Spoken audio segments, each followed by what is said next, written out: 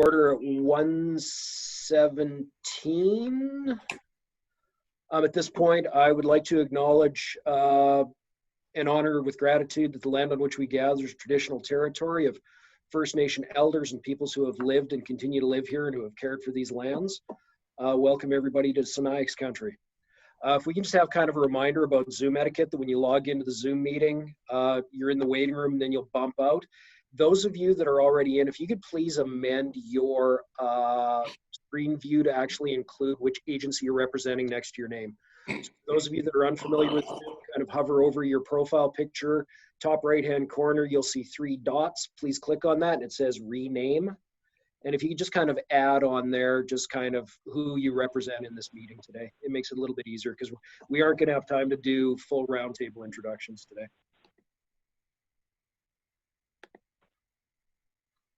I think that'll work, Chair, for computer users, but the 2 or 3 call-in users are just going to have to, when they speak, identify themselves.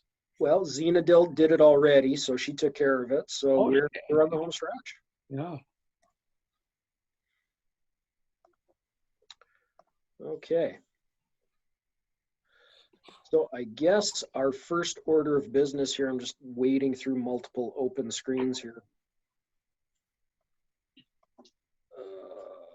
Just stand by one, Mr. Treasurer, or Mr. Secretary, I have to bring up No problem. the agenda for today. Enable editing. And what I'll do is I will run that as a screen share.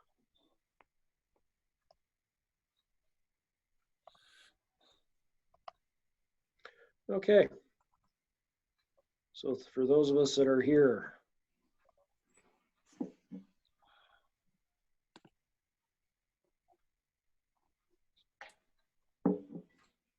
okay, so here's the agenda as provided. Do we have any kind of additions to the agenda for the day? If not, can I have a motion to adopt the agenda and any late items that may have been included?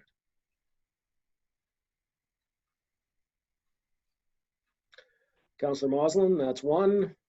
Let's do it this way, just because we're in Zoom land. Does anybody have, John, is that an agreement or a pause?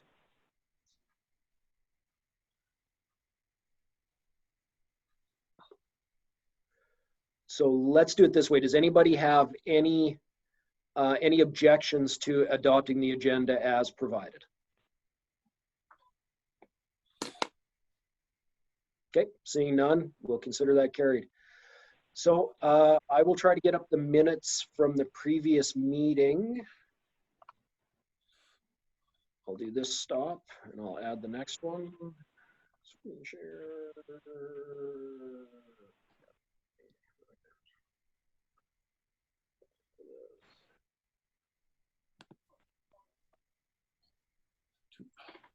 My apologies here, folks. Just struggling to kind of get my act in a row here.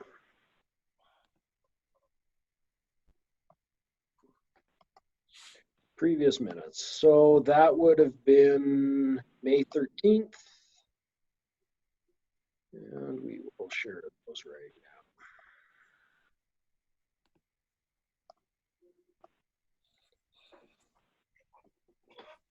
now. Okay, so we have the previous minutes. Has everybody had a chance to look at them prior to this meeting?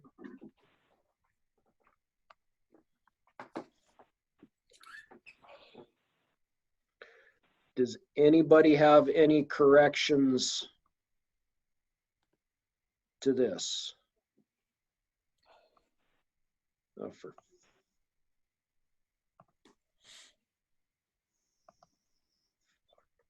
okay.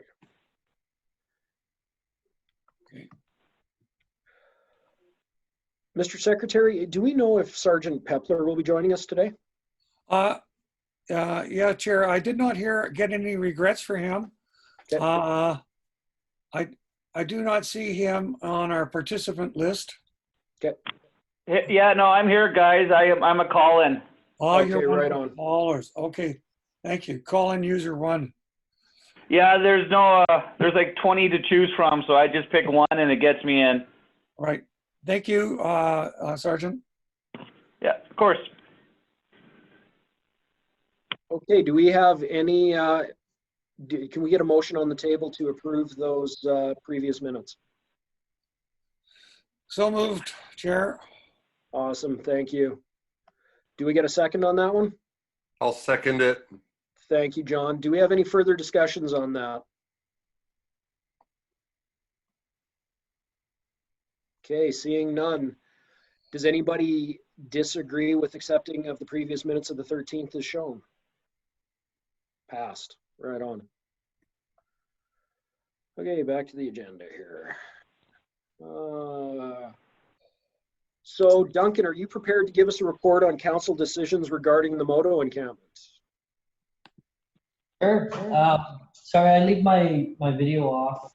Often causes lag, so I'll leave the screen as. But yeah, I wasn't sure exactly what council was looking for, but yeah, I can provide a bit of an update. I guess my first question, Darren, what's been updated to the group already, just so I don't, regurgitate something you've already heard. I have no updates. Okay, so I guess I'll push it back into earlier in June. Council passed a series of resolutions regarding motocross, and essentially those resolutions centered around trying to limit growth in that area and limit new individuals from moving into that location. And so that comprised of removing some of the licensed vehicles from that area in the upper parking lots and in other areas that were licensed and essentially short-term stay. And then moved into some other discussion regarding garbage and removing garbage from the site, as well as restricting access. At the last meeting, council approved a map that was going to include some gates in some specific areas and look at the success of that.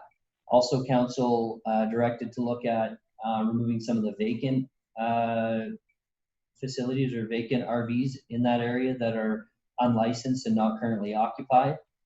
And I think that's really the gist of it. It was really focused around restricting growth and limiting new opportunities for people to move into that area. Does anybody have any further questions for Duncan regarding those motions from the city? John. Thank you. Hi, Duncan. Yeah, I'm starting to sound like a broken record on this one, but there's still a lot of concern surrounding fire mitigation up there. And I don't know how else to put it. I think the consensus is that we would like to see the city articulate a clear and defined fire mitigation plan. We've had an unusually wet spring. The grass is growing up there like I've never seen before. Once we get dry season here, I think nobody's going to deny that area is going to be facing an extreme fire risk. That said, the area has a history of, I'm going to say, reckless endangerment when it comes to fire. The fire department has made several calls up there. Probably the most concerning of late was April the 1st when we had a runaway grass fire up there, very close to Valley Heights, incidentally, between the motocross area and Valley Heights. I was the one that called it in. And that was that typical dead spring grass that, we see every year. I think if the idea here is to put minds at ease and to get community support, and I think there is some community support for the moto idea, in that a lot of people are feeling that it's out of sight, out of mind, but there's that lingering concern about fire. And I know you're new to the area, Duncan, but those of us that have lived here for a long time have watched these hills go up in a matter of minutes, literally. I asked this question at the last city council meeting, And the answer I got was that the city had been working in cooperation with the Ask Wellness outreach coordinator to put together an educational piece. I just have to be honest and say I have absolutely no, I can't trust an educational piece considering what the situation is up there. I think we need to do more. I have submitted a 6-point fire mitigation plan to the mayor months ago, which the promise was that he would pass that on to you. I don't know if that happened because I never heard back from anyone.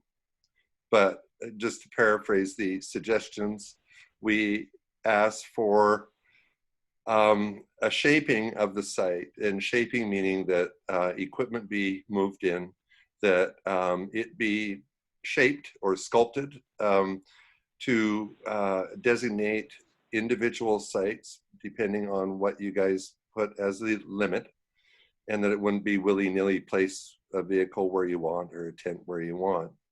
That the consideration with the shaping would be to allow for emergency vehicle access in between parked RVs, etc., to kind of give full access to the area in the event of an emergency. Another point was to, in that same process, to take and remove all combustible organic debris. And, you know, that would take considerable effort, but basically rake the place up and get rid of that, all that dead stuff. And, you know, now we're going to have new growth, so it's going to have to be mowed. To fence it, and I know you guys have since put in a plan to limit access, and I'm hearing about gates and concrete barriers in the lake, and, you know, that's a start, but, you know, some sort of physical perimeter to establish exactly what is the site.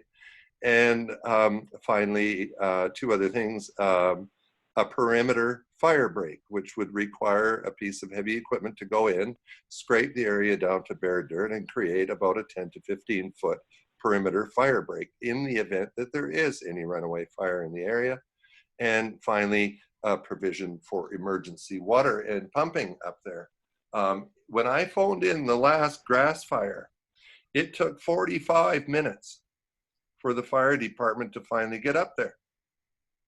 I had time to go to town. I had time to circle around the block, go check out the fire department, watch everybody get organized. And I had time to go and sit at the foot of the industrial bridge and wait for the fire trucks to pass, my estimate being 40 to 45 minutes before anyone got up there. We had a fire in the same region. Correct me if I'm wrong here, but I'm going to say 4 years ago, might have been 5.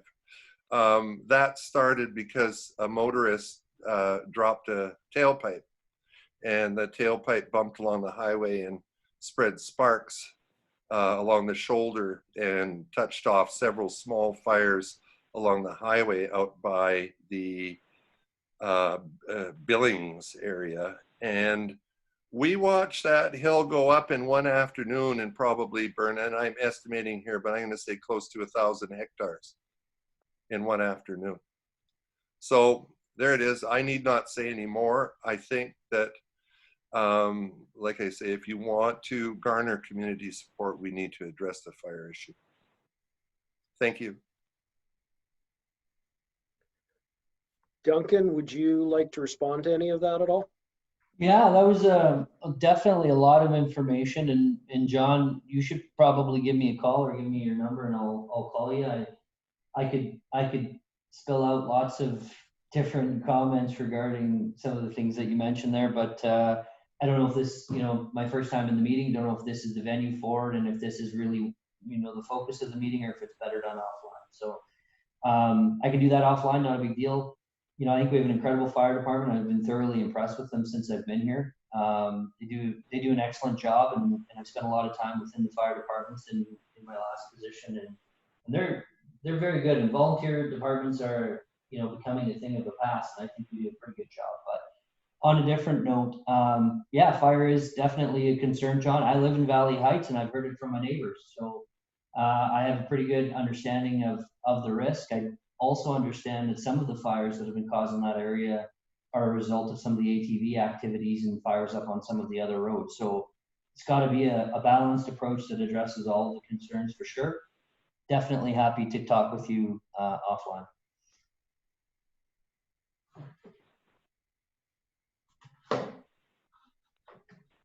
Thank you for that, Duncan.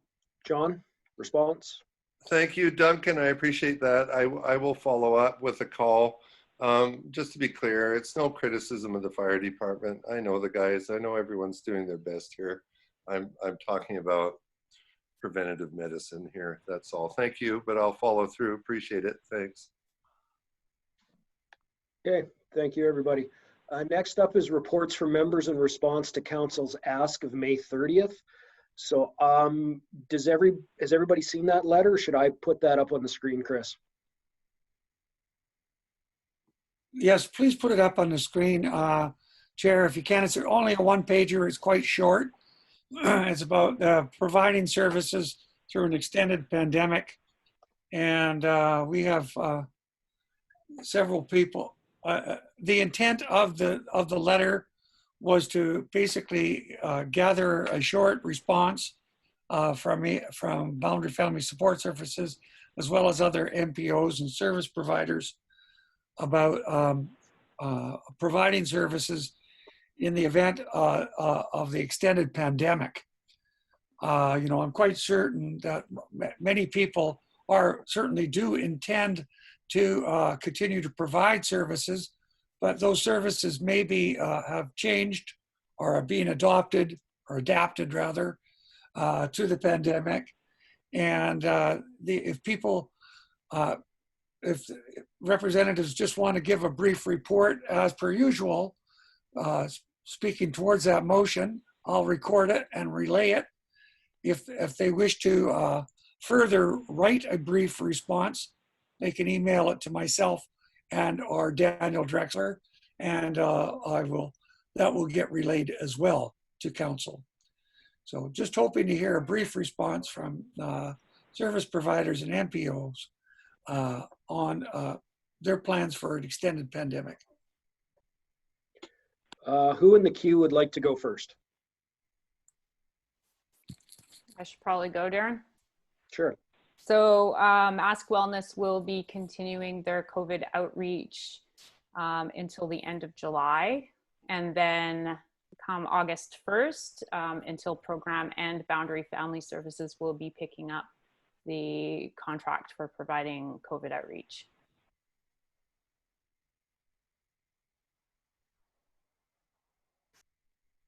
Are there any questions for Ms. Taylor at this time?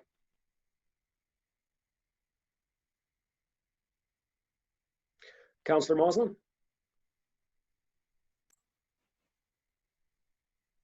Yes, okay, I guess, thank you for that. That's very reassuring, Teresa. That's new information.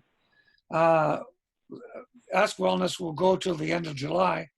How do you anticipate providing those services as of August the 1st? Are you going to carry on with staff appointments or what? What do you see your extended services looking like after August the 1st? Thank you. We'll be taking the next 4 weeks to take a look at what that will look like. Certainly taking into account best practices and what's gone well and what can be sort of built upon from what Ask Wellness has already fulfilled in the community. Thank you. Are there any other questions? Okay, seeing none. So any other updates from around the table?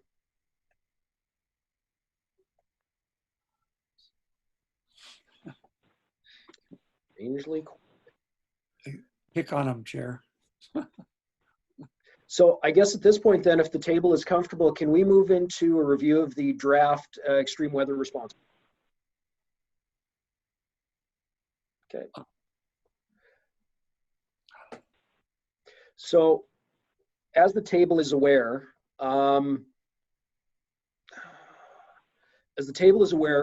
what happens is any community that wishes to run a cold weather response has to have a plan filed with BC Housing, usually by the 1st of October, so that they can allocate funds and resources to ensure their November 1st start if the weather shifts. So for the last 2 years, there actually has been no filed plan with BC Housing. So I took it upon myself to kind of take the existing template and some of the Beth's information that we had and provide a new version. This is just for discussion. This is not, BC Housing asked me to bring it to the table today to have the table look at it and provide its input. And what I'll do is depending on what I hear over the next little bit, revise and review, resubmit to the table, and then submit to BC Housing. So has everybody had a chance to at least kind of have a rough look at it? I'll just kind of poke my way through here. So this is just the basic preamble around, you know, the agency and what the history of cold weather shelter has been. This is historical kind of need that we've brought forward over the last 10 years of operation of a cold weather shelter in the region. The thing I'd like to point to is this: because this previous year Boundary Family only ran for 71 nights, we had to extrapolate some data on this. And so it looks like we're actually exceeding what would have been targeted in the 2016-2017 timeframe.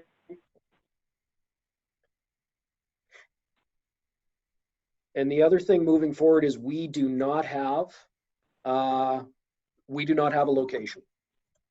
So one of the things that I would like to kind of get from the table is some suggestions around November 1st, where do we put a cold weather shelter?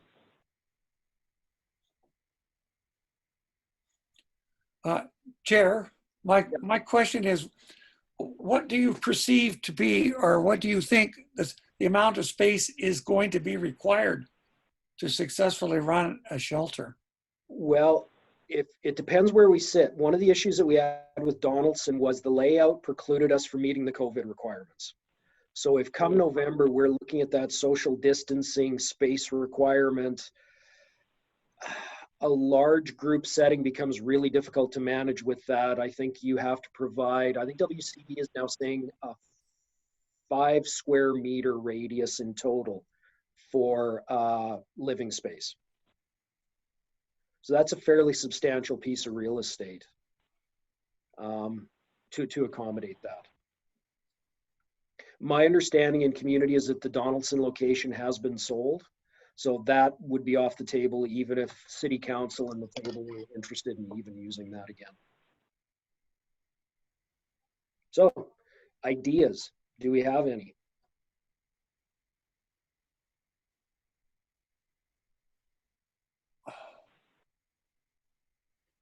Mr. DeHaan?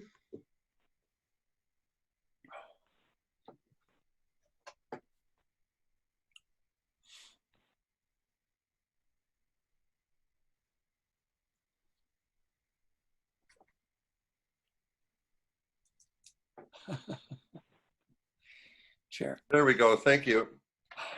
Yeah, a little window kept getting in the way of my icon, so I couldn't press it. Sorry.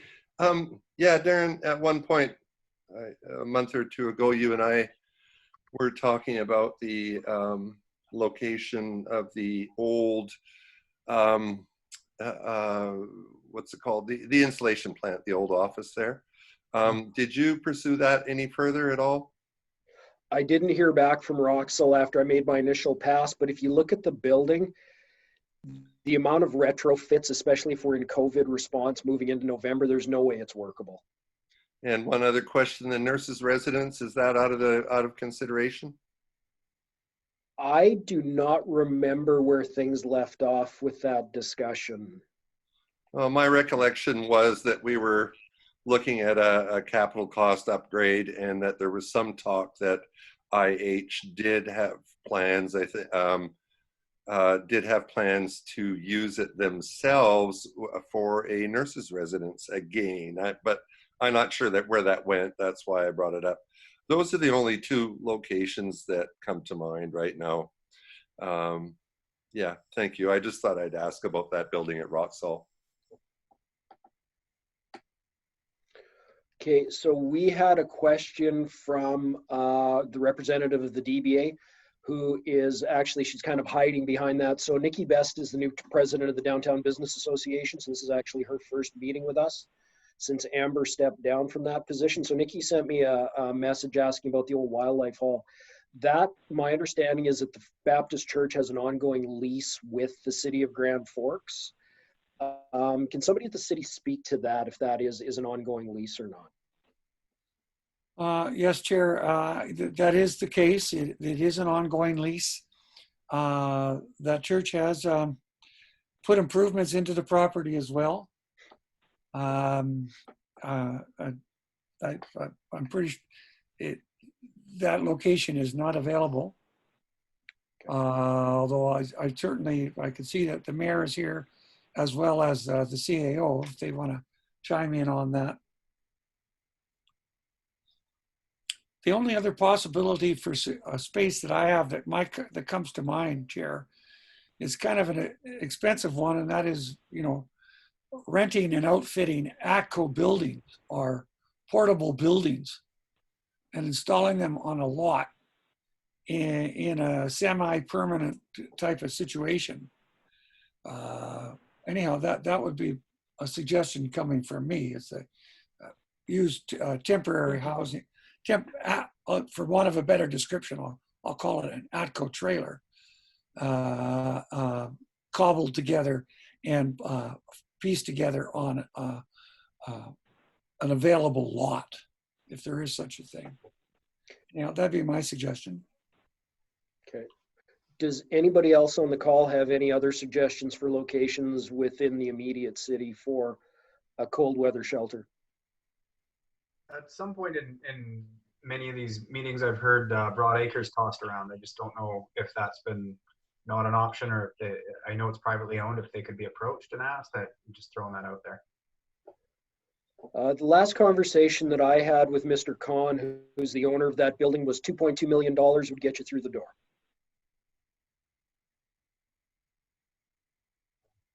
I don't have that on hand. What about the old forestry building? The one located at the airports. On Sagamore, is it Sagamore? Yeah. Yeah. So my understanding is the current owner of that building is subdividing that property into 4 pieces with the intent to sell it. So I don't know where that's at. I don't know if he's completed subdivision or not. And I'm not quite sure what that subdividing will look like in relation to the buildings and the parking lot.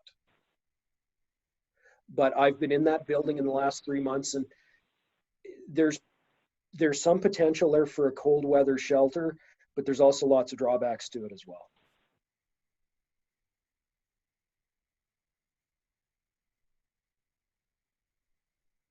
Duncan, from a city perspective, has your city staff given any kind of thoughts or feedback around locations or available lot space in the city at all?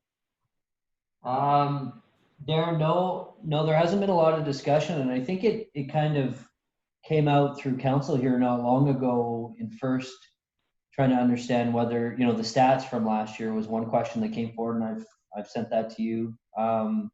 But also understanding it, you know, what that shelter would look like this year. So no, we haven't gotten into that discussion. Okay. So Darren, can I repeat a question sort of? So basically at 5 square meters per person, if you've got 12 people in there, that's 60 square meters you're looking at. Okay, that's a significant size building. And Councillor Mausam, that's if we look at that COVID response expectation. If for some miraculous reason we move out of that COVID, then, you know, a location similar to Donaldson would be completely appropriate. But if we have to follow social distancing and lines on the floor and spacing, it's really difficult to figure that out. And what was Donaldson? Was it about 2,500 square feet? That, we didn't use the entire building. So the service bay located at the northwest corner was empty. So we were using approximately 1,300 square feet, maybe 1,400.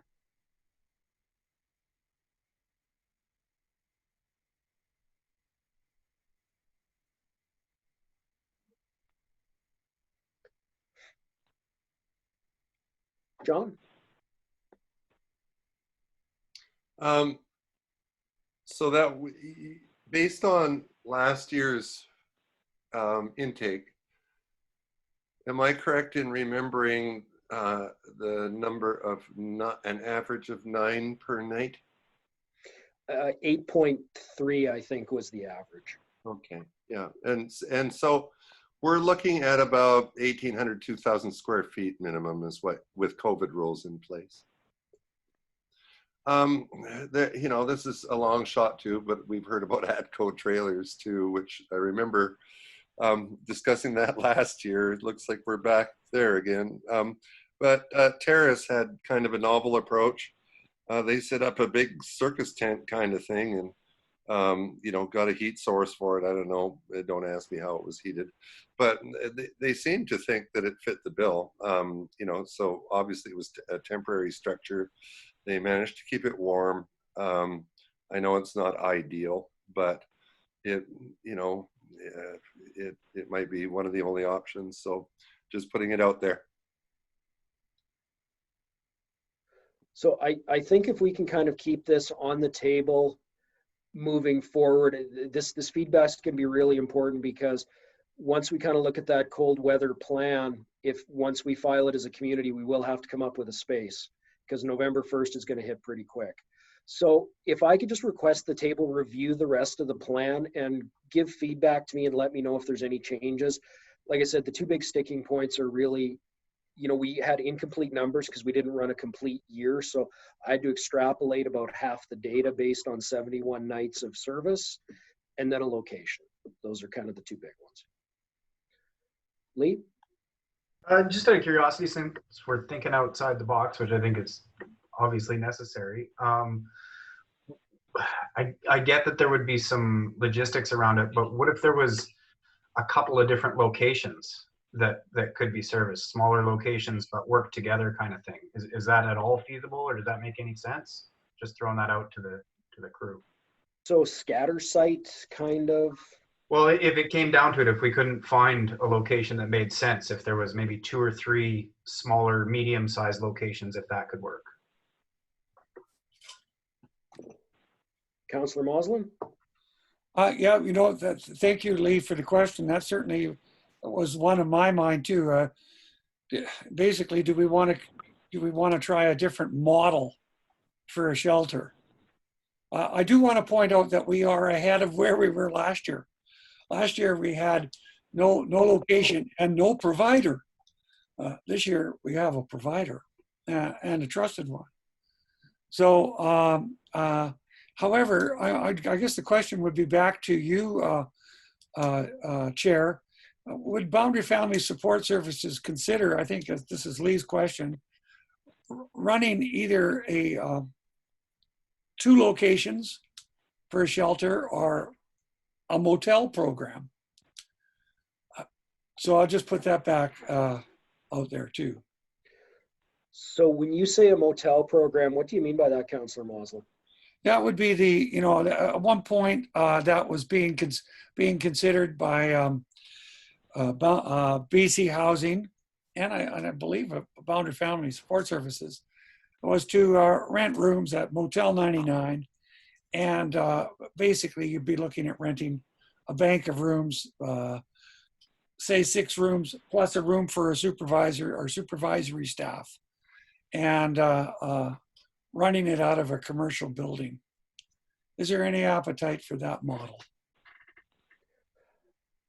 The sense that I have from BC Housing is they're waiting for us as a community to come to them with a couple of options to see what they can fund within their stream.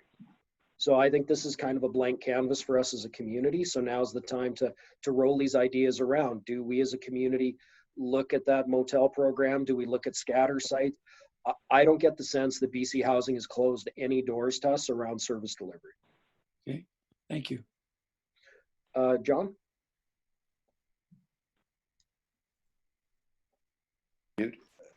Yeah, thanks.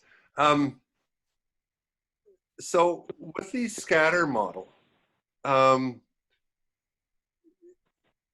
would private residences for sale make any sense? buy a couple houses. That would be one idea. The other question I have that I need clarification on is, you mentioned, Darren, that once the cold weather response was detailed and submitted to BC Housing, that we would be committed to it. And did I hear correctly in you saying that the city would have to commit to it one way or another? So what BC Housing prefers is that they have support from either municipality or city for a cold weather plan. Some cities file it themselves. It's not always filed by a nonprofit. There are times where cities or municipalities are responsible for filing the plan themselves. So I just kind of went ahead and did this. I'm completely fine with the city taking it and slapping their logo on it and filing it themselves. But I do know that their preference is to have very firm tacit approval from partners. Two other questions. We had a bit of a semantic discussion last year with regard to a cold weather emergency plan and an extreme weather emergency program. Are we talking about the latter? Extreme? No, this is cold weather. Okay, thank you. Is there any, do you sense any commitment or willingness by BC Housing to establish a permanent site? For a shelter? For a cold weather shelter? No, that's a 5-month program. That's all it's ever been. That's why Beth's was told in 2017 that it would never be anything more than that, because that's what that is. Okay, thank you. Allie? Has anything gone in the old dollar store location downtown? Is that building vacant? Because it's quite large. Does anybody know? No. Because I believe both that building and the bowling alley are both vacant. Now, my understanding of the bowling alley is it has not been opened since the Frechette event of 2018. Okay. And it's mold from the ceiling all the way down to the floor. Okay.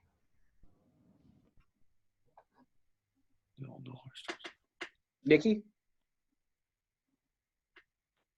And as far as the downtown location goes, not that I'm nixing anything, but we're trying really hard as a downtown business association, partnered with the chamber right now, to draw more businesses into the area to bring Grand Forks back to life. I'm not saying that that's a no-go, but you know, we'd prefer to leave spaces like that for businesses if possible. Thank you, Nikki. Anybody else? Sergeant Pepler, I'm going to kind of throw you on the hot seat here. If you had your wish, just based on policing and serviceability by your members, do you have an end of town or a space that you think would be better for a location for a shelter? Yeah, you can go pros and cons on all locations. You know, I've said in the past that Donaldson was a great location. It was kind of out there, not in the middle of a huge residential area or the downtown core, but not far away. We've talked about the industrial area. There's barriers to getting people out there. So quite honestly, at this point, I don't think beggars can be choosers. And if we can find a suitable location, you know, I'm sure it'll work. Obviously, anything too far out of town is not good for the clients. But from a policing perspective, no matter where it's at, nothing's ever that far away from us. Thank you for that. John, did I see your hand go up briefly? And back down. Thanks, Darren. Okay. Are there any other? Oh, and your hand's back up.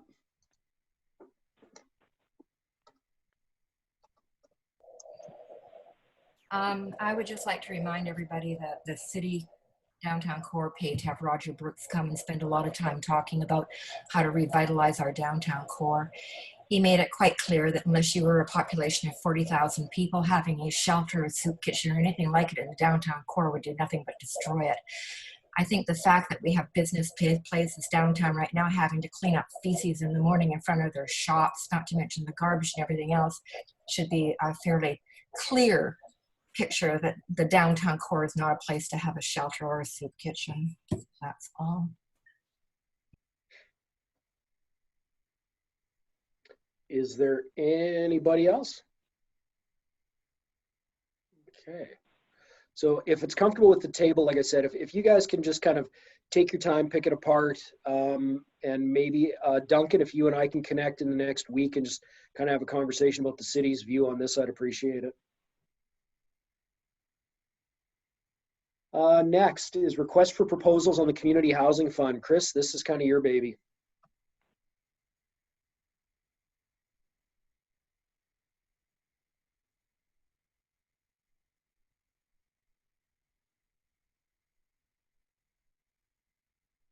Hey, Chris, you're still muted there. Hey, sorry, Chair. Thank you very much. Yes, I did send out the link to this rats. Sorry, it's just not. I'm not getting I'm not getting past that. Sorry, Sherry. I don't. Can you see that web page? I don't know if you can. Sorry, Cher. Anyhow, Cher, that didn't work very much for me. I was trying to share that web page, that the link in the agenda that I sent. I guess of note in this community housing opportunity is that there is a basically an opening here all the way till January for proposals for a nonprofit, Indigenous housing societies, housing cooperatives, and municipalities to propose new affordable housing projects for the second intake of the Building BC Community Housing Fund. You could send a proposal in as early as May 27th, which is of course past us, but they are going to and they're keep it open for applications all the way to mid-January 2021. Now, this is for a variety of different types of housing, whether it's seniors, supportive housing, or affordable, what BC Housing calls affordable housing. There's quite a lot of room there. And I know that, I am interested in trying to sort this out. First off, Chair, I'm trying to sort out where are we with BC Housing on this.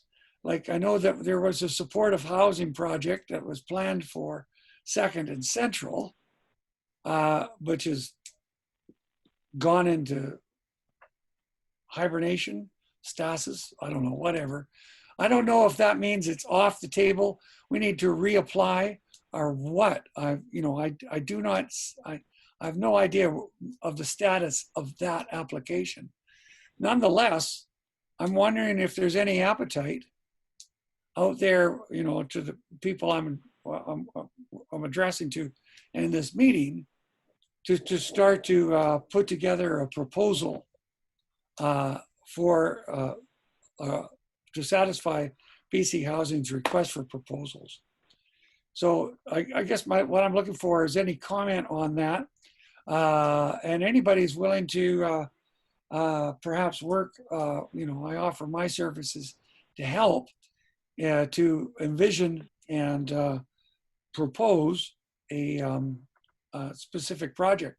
I know that our affordable housing project was way oversubscribed. That the people who wanted to get in there were a lot of people were turned away. So I know that there's probably a need for more affordable housing in the community. Anyhow, that's my comments, Chair. I'm hoping to see if there's anybody else interested in proceeding with one of a proposal for that. Thank you. Do we have any comments from the table? Mr. Don? Thank you. Chris, couple things. Having watched council and the same topic, crossing that table, there was mention again of providers. So I have one question that goes to Darren. And Darren, do you see this within the Boundary Family Services purview? And are you guys wanting to make a proposal regarding any of the above? So I think that the one thing that Councillor Moslin has overlooked is proposals require data. So until we're done the regional housing assessment, which is underway right now with city spaces, there's no proposal to make because we actually don't know what we need.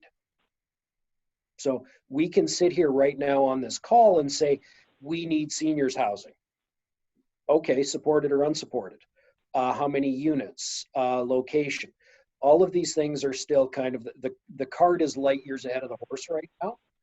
So I think that if we have that assessment on our plates by the end of September, which is the projected date, I think then the table can sit down and say, these are the top 3 priorities for our community for a housing proposal.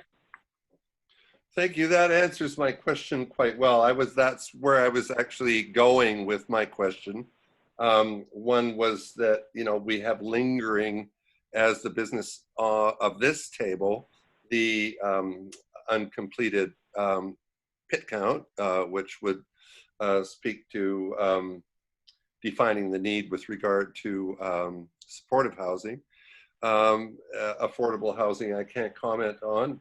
I have a question for Chris Moslin with regard to the city's role here as well. Chris, I think there's a bit of confusion on this proposal, and maybe there need not be, but my impression was that, and correct me if I'm wrong, please, that this is a new ask, but is there presently an existing request on the table that we have not been apprised of? And I'm referring specifically to the Legion proposal for a supportive housing unit. We were at one point informed that BCH had entered into negotiations with the local Legion to explore the possibility of working out a deal with regard to a swap for the property on 2nd and Central and what is now the present location of the Legion. And that there was, what we were told was that the Legion was kind of in the driver's seat on this and that they were going to negotiate and get back to everyone on it. We haven't heard back.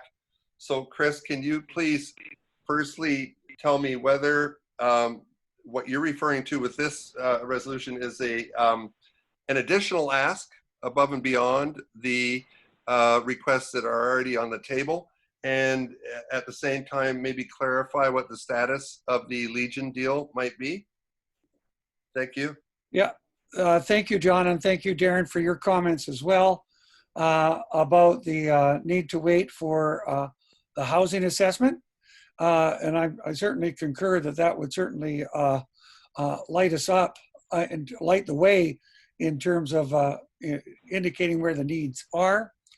I also, I really regret that we never were able to complete the pit count.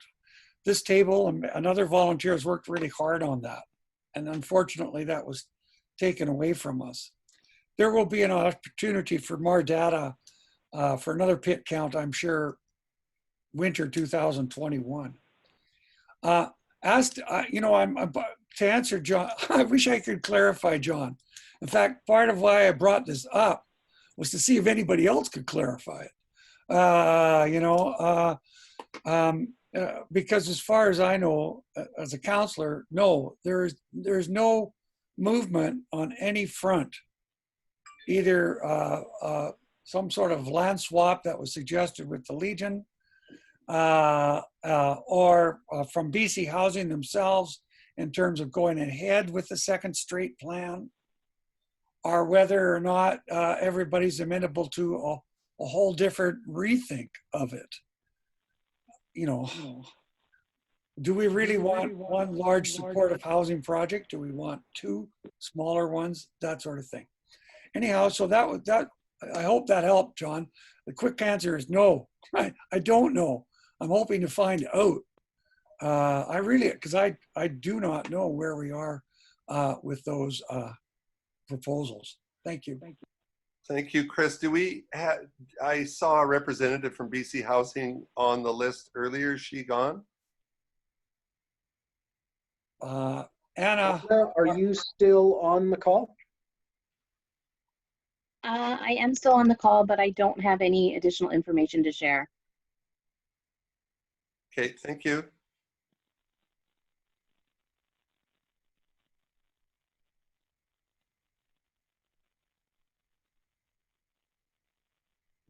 Okay. So I think that's been covered, Chair, unless there's some, Ali, I'm assuming that Boundary Women's Coalition is satisfied with the extent of their services now. Yeah, we're taking a pause after our last project, and we've seen a real spike in the need for crisis supports during COVID. So we're pretty much overextended as it is. Okay, thank you. And I don't know what plans, maybe Lee can enlighten us about any plans IHA have in terms of housing, especially with the nurses' residents. How would they proceed on that? I'm afraid that's a little above my head as far as what they'd like to do with that nurses' residence, or what even is currently happening with it. I know that that's been chucked around before, but Suzanne Lee is probably going to be the best source of information on the status of that. Okay, thank you. Any further questions for Councillor Moslin on this? Okay, so this feeds into number 6, which is old business. So this was strategies for housing in the boundary, and this included that needs assessment, service models, provider, etc. Chris, again, this is your baby, so if you want to take the lead on it. Hey, Darren, I had my hand up here. It's Duncan. Go for it, Duncan. Yeah, sorry. So, I didn't want to jump in, but ironically, I got a call from BC Housing yesterday, and I haven't had a chance to update council, and I didn't get a lot of information, but the information I got was that there is capital for a project and there is an operational budget, but nothing is happening at this time. And so I got to dig into that a little more, but that's kind of what I soaked out of that conversation yesterday. And Duncan, that's in relation to supportive housing? Yeah. And your answer regarding supportive housing being different than cold weather shelters or extreme shelters is kind of what I heard yesterday too. Okay. So Duncan, just to clarify, BC Housing did indicate to you that there was a capital, or they had allocated capital for a project within the city, but that they would like to see that project further defined by the city. Is that is that the missing part? Yeah, no, I need to dig into the details a little more. As far as I'd say what I got confirmation on yesterday is at this time, there's money in the budget for capital, and at this time, there's also been an allocation for operational funding moving forward. I don't have the details of what those numbers are, and I need to dig into it a little more, but I know there's a lot of discussion here about reapplying, etc. And this is kind of what I heard yesterday from Armin yesterday.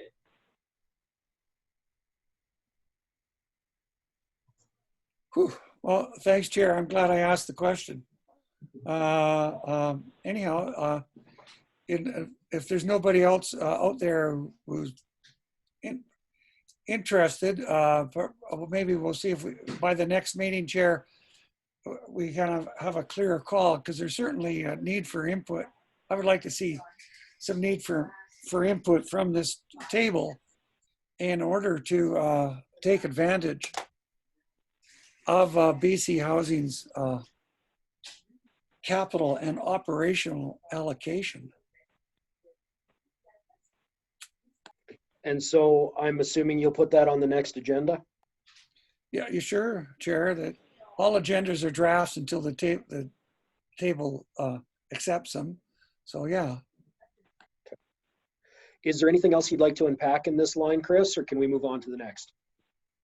No, please move on, Chair. Thank you. Okay. So another old business was code of conduct for members. We had just started reaching down into this grab bag of fun before COVID hit. In my mind, after having done strategic planning via distance and technology and seeing the potential, on one hand, it's an interesting way to conduct business, but on another hand, I don't know that crafting a code of conduct via Zoom is really an effective way to do it. So that's just my personal take on it. I have a couple of other team members on the call here who participated via Zoom for doing strategic planning. It was a process. So my personal take is I would rather do that face to face, but this is not my circus. So I welcome feedback from the rest of the team. John, go ahead. Yeah, it was a different context for sure, Darren. My take on the meetings of late is that they've been, and that's not to suggest that the others weren't, but that they've been very professional, and that we've managed to get right down to business and stay on topic and focused, maybe a little bit more so than the in-person meetings. I don't know that this is the place for it either. As you recall, I did send you a rather extensive response to the questionnaire that you sent us. There was a couple items there that I think, there's one item in particular that I think might be worthy of discussion at this point in time, and that would be in reference to any proposal to amend or add to terms of reference for the group in general. I made a suggestion, and which I didn't send to everybody at the table. I just sent it to the chair and Mr. Moslin, who initially penned the questionnaire. And that being that if there were to be any future suggestions for changes or amendments or additions to the terms of reference for this committee, that they be forwarded to the chair in advance and possibly subject to discussion between the chair and whoever's proposing those changes. I think that would avoid contentious debate. I have faith in the chair and the chair's judgment, and regarding whether or not it would be a valid or appropriate suggestion. And so what I'm saying is that it would be subject to the chair's approval. I don't know, maybe you guys could give me feedback on whether or not you think it would be appropriate to discuss that suggestion at this point in time.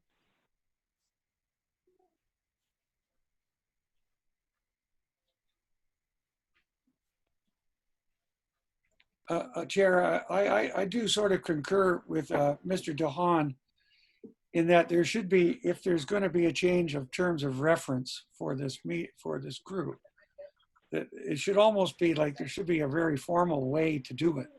I think that's what John's looking for, is the comfort of a formal process. That there'd be something like notice of motion, a submission in writing, and a case in writing, and then a reasonable time frame and for debate and decision. That certainly makes sense. On the other hand, I do want to speak to the professionalism of the people at this table, and our ability to focus and continue and maintain our focus. And the fact that I believe that there will be changes necessary to the terms of reference. So I speak in favor. I echo Mr. DeHaan's need for some sort of formal arrangement for any changes to the terms of reference. Thank you.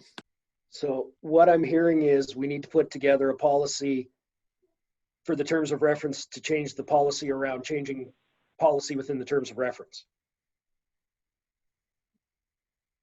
Am I close? Yeah, that's Judging from all the smiles on the screen, I think I've hit it. Okay, so if we disentangle all of this Gordian knot, what's the quickest path to success here, folks?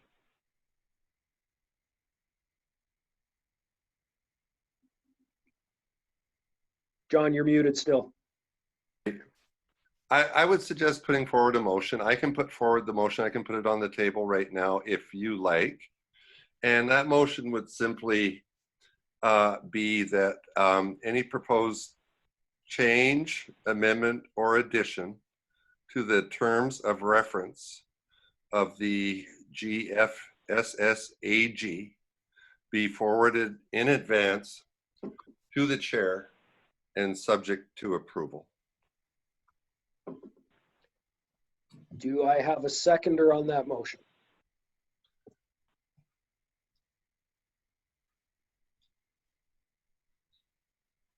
Oh, Chris, you're number 2 on that one? Yes, Chair. I'll second it. I think that's the intent. Yeah, I think I read your intent was a little bit different. That, basically you were going to put in the terms of reference a clause about changing the terms of reference.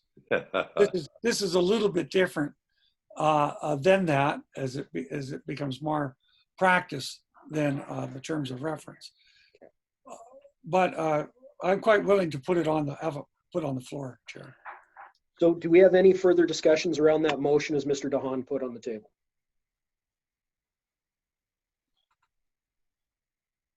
Can we have a vote on that motion at this point? Before you do, Chair, can I ask Mr. DeHaan to just repeat it again so the secretary can get it down? Oh, thanks, Chris. Okay.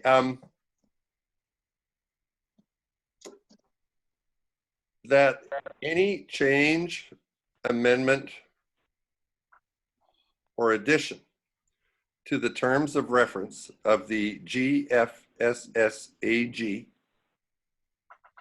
be forwarded to the chair. Do I need a timeline here? A month in advance? Yes, I really do think that this sort of thing does need to be done clearly and deliberately. A month in advance would be good. The last time it happened, we got the proposal like the night before the meeting practically, and I didn't even see it all. Mm-hmm. That's what I'm trying to avoid. Yeah. Yeah. So basically, before it into the chair a month in advance. A month in advance of the meeting, of the next meeting. Yep. And be subject to the approval of the chair. I'm just doing this on the fly. I didn't prepare a motion, but feel free to propose any amendment. As a seconder, it's fine by me. That's the intent, to put a timeline, to put a process in place so that there's no, everybody comes prepared. Thank you. Okay, so now that we have clarity on the motion, do we have any further discussion on it? Okay. So at this point, because we're doing it in Zoom world, does anybody object to the motion passing as brought forward? That looks unanimous to me, Mr. Secretary. Thank you, everyone. Okay. We had no late items. Are there any next steps or unresolved things that we want to bring up? Okay, next meeting has been proposed for Wednesday, September 16th at 1:15, venue TBD. Does that work for everybody?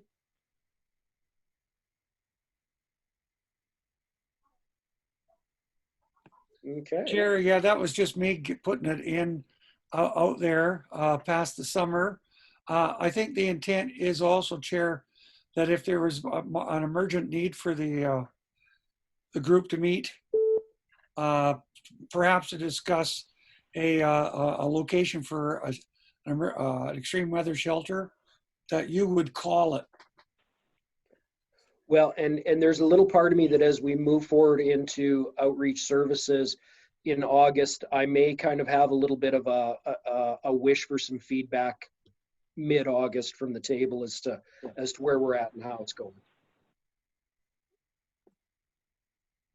Well, Chair, do you want to just, with that advice in front of the group, I don't know, how do people feel about a meeting in the summer? August 19th would be the third Wednesday of the month. Are you happy with the September meeting, Chair, and with the provision that you can call one in August, or do you want to schedule one in August?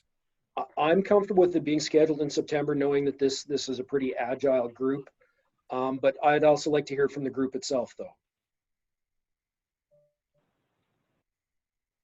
John? I definitely support the September meeting date. However, I'm getting a bit of a pit in my stomach if this cold weather shelter is going to be on the table again. So I'm just, all I want to do is say that I hope that everybody's kind of open to an ongoing discussion over the summer should any ideas come forward, and maybe we can just do that by email and making sure that proposals, etc., ideas are bulk emailed to everyone, and we can get some feedback that way. But I'm nervous about this because remember, Darren, that we started, I think we've gone almost 2 years starting in August on a shelter, and it creeps up quickly, and boy, oh boy.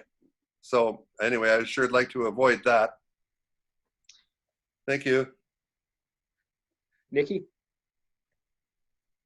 I would think that, if we're having a difficult time right now trying to figure out where an appropriate location would be, leaving a meeting till September 16th with a November 1st deadline for application would be a little tight.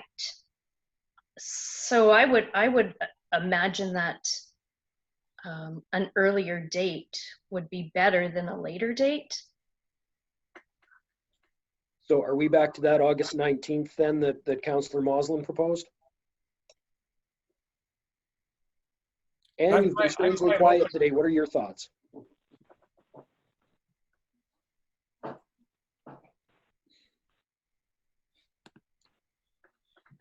I'm sorry, what was that? So what are your thoughts on next meeting date? Do you have a preference or kind of a gut instinct on it? Yeah, my gut instinct says that we're gonna have the same thing happen next year as we've had this year, because it's being left to the last minute and something is gonna get thrown out to the community and they're not gonna like it and it's gonna be a total shit show again. That's my thought. Okay, so what I'm hearing is you would prefer an earlier meeting rather than a later one. Yeah, I think everybody would like to know what's going on, and leaving it till September while some of you are working in the background without, the rest of the group knowing what's going on doesn't seem to be a particularly smart thing to do. Okay. So hearing nothing from the phone, Chris, let's take that to mean that we should schedule a summer meeting then. Okay. Perhaps, do you want to wait till August, Chair, or you want to just go next month? I mean, let's go next month. Those that are working can be there, and those that are on holidays are off. So okay. Let's pick a July date. Well, July 15th, Chair, is the third Wednesday of July, and a little bit, well, not quite a month away, or we could go July 22nd, whatever people Let's put on our little mustaches and say we're going to do July 22nd. Okay, sounds good to me, Chair. John, you have your hand up. Thanks, Darren. It looks like we've got that solved. I just wanted to say one thing. We haven't heard anything from Alan Cooper, and I just wanted to say that I'm really happy to see Alan at this table. And nice to see you, Alan. Thank you for coming. Okay, well, thanks, John. Hopefully everybody can hear me. I've been just listening and learning, and as representing the Phoenix Foundation, I'm very new on the board, so I'm in very much a learning situation here. So that's why I've been pretty quiet and just listening to all of the wisdom that I hear around the table. I'm pretty impressed by the group. I think there's a lot of good people and good ideas. So thanks, John. Thank you. So at that point, we figured out our next meeting. Do we have a motion to adjourn at this point? I'll move it. Done like dinner. Thank you very much, everybody. Thank you to, I know Kevin's not on the call anymore, but thank you to Kevin and the city staff for putting this all together. Much appreciated. Thank you, Darren. Thank you, everybody. Bye.